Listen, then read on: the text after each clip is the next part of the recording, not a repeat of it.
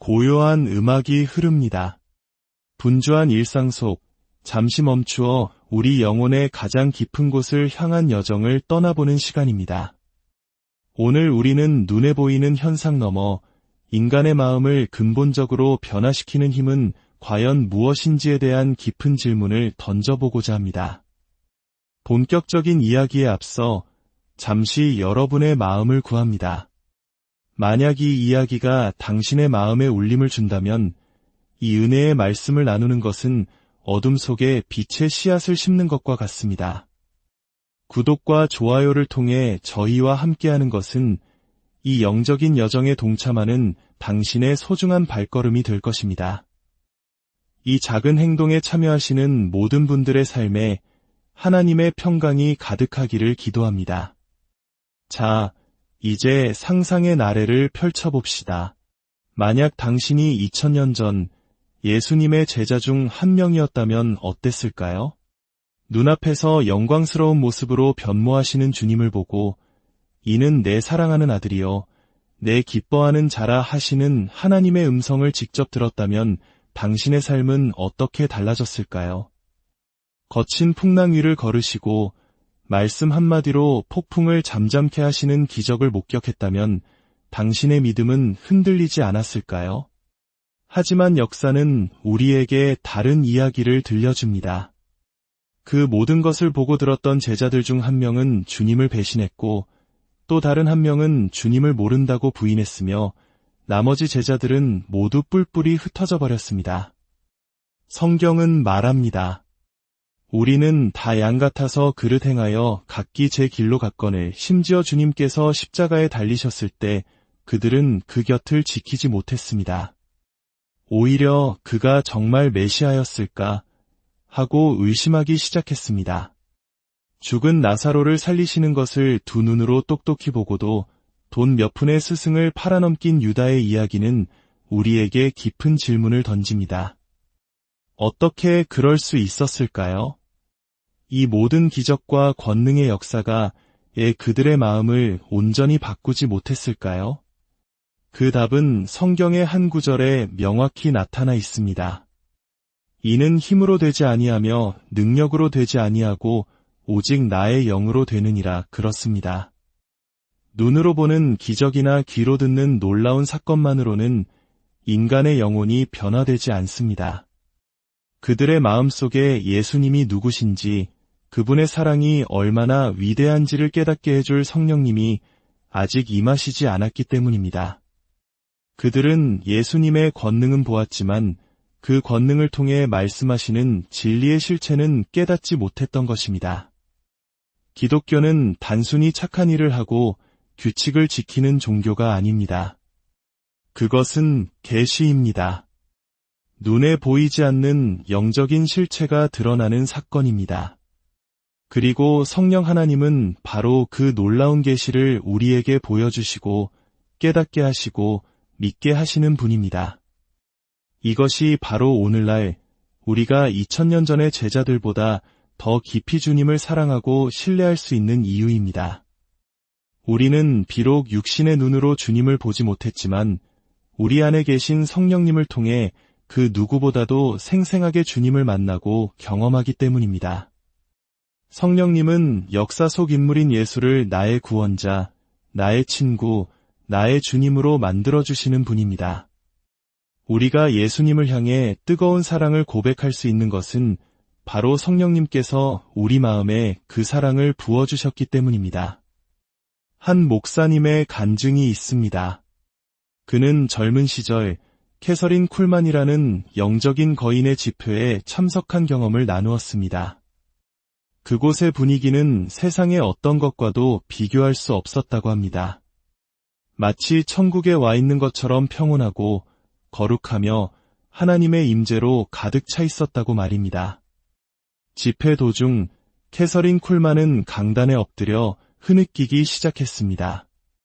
한참을 울던 그녀가 얼굴을 들었을 때 그 얼굴은 눈물로 젖어 있었지만 성령의 영광으로 환하게 빛나고 있었습니다. 그녀는 애원하듯 외쳤습니다.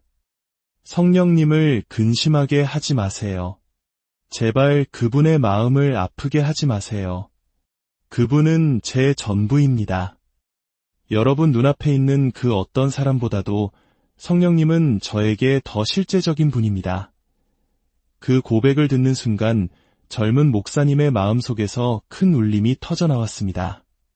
하나님, 저도 저분처럼 당신을 알고 싶습니다.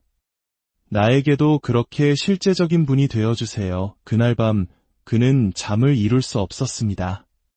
방으로 돌아와 무릎을 꿇었을 때 자신도 모르게 입에서 이런 기도가 터져나왔습니다.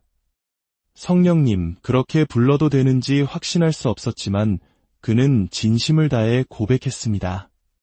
성령님, 캐서린 쿨만은 당신을 친구라고 했습니다. 저도 당신을 알고 싶습니다. 저를 만나주시겠어요? 그 순간 마치 따뜻하고 부드러운 사랑의 담요가 온몸을 감싸는 듯한 느낌을 받았습니다. 말로 표현할 수 없는 평안과 영광이 그의 방을 가득 채웠습니다. 다음 날 아침 눈을 뜨자마자 그의 첫 마디는 이것이었습니다. 안녕하세요, 성령님. 그 후로 1년 동안 그는 자신의 방에서 성령님과 깊고 친밀한 교제를 나누었습니다. 성령님은 그에게 단순한 교리나 개념이 아니었습니다. 함께 대화하고 삶을 나누며 위로와 힘을 주시는 살아계신 인격체, 가장 가까운 친구가 되어주셨습니다. 이것이 바로 성령님께서 우리 각자에게 원하시는 관계입니다. 그분은 우리를 창조하신 분이기 때문입니다. 성경은 말합니다. 하나님의 영이 나를 지으셨고 전능자의 기운이 나를 살리시느니라. 우리의 영혼을 만드시고 우리에게 생명의 숨결을 불어넣으신 분이 바로 성령 하나님이십니다. 그렇기에 그분은 우리 자신보다 우리를 더 잘 아십니다. 하나님의 위대한 구원 계획 속에서 성부, 성자, 성령, 삼위일체 하나님은 함께 일하십니다. 성부 하나님께서 계획하시고 성자 예수님께서 이 땅에 오셔서 십자가의 길을 걸으심으로 그 계획을 실행하셨습니다. 그리고 성령 하나님께서는 예수님께서 이루신 그 구원의 역사가 오늘을 살아가는 우리 각자의 삶에 실제적인 능력이 되도록 생명을 불어넣으시는 일을 하십니다. 만약 성령님께서 오시지 않았다면 예수님의 십자가는 그저 2000년 전의 슬픈 역사적 사건으로만 남았을 것입니다. 하지만 성령님께서 오셨기에 우리는 그 십자가가 바로 나를 위한 사랑의 증거임을 깨닫고 눈물로 감사하며 새로운 삶을 시작할 수 있게 된 것입니다. 이제 우리는 더 깊은 교제를 향한 부르심 앞에 섰습니다. 성경은 우리가 성령님을 근심하게 할 수도 있고 그분의 역사를 소멸시킬 수도 있으며 그분을 거스를 수도 있다고 경고합니다.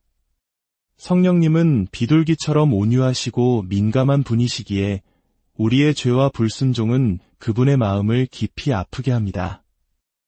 한 아버지가 무참히 살해당한 딸을 잃고 끝없는 슬픔에 잠겨있는 모습을 상상해 보십시오.